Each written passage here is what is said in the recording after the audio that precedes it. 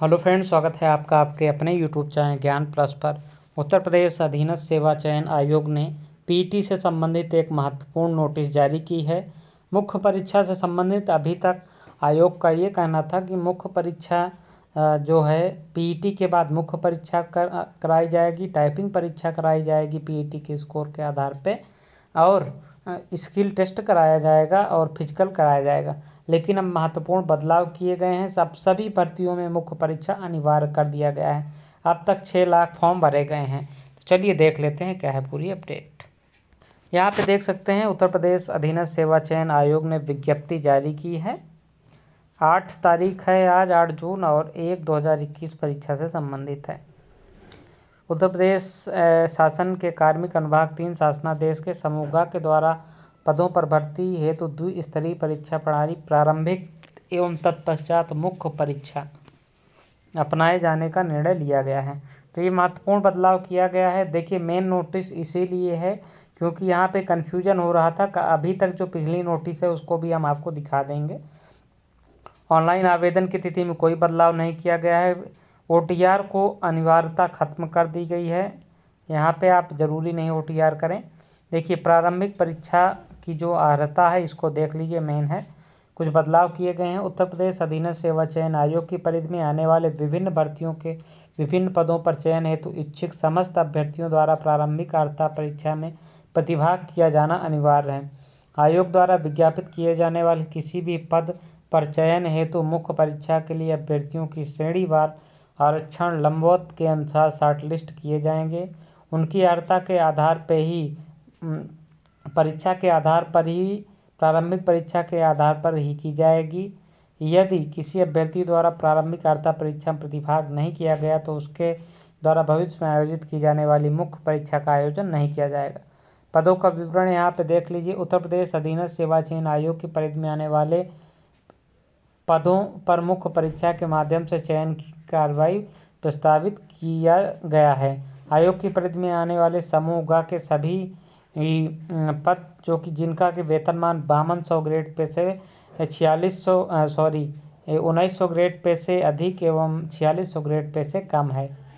इसके अंतर्गत राज्य सरकार के अधीन समूह ग के समस्त पद जैसे कि कनिष्ठ सहायक, आशुलिपिक, गन्ना पर्यवेक्षक, ग्राम पंचायत अधिकारी, ग्राम विकास अधिकारी, राजस्व लेखपाल, चकबंदी लेखपाल, राजस्व टेक्नीशियन, सहायक लेखाकार, कृषि प्राविधिक सहायक, आबकारी सिपाही, स्वास्थ्य कार्यकर्ता, मुख्य सेविका व अनुदेशक आदि आते हैं।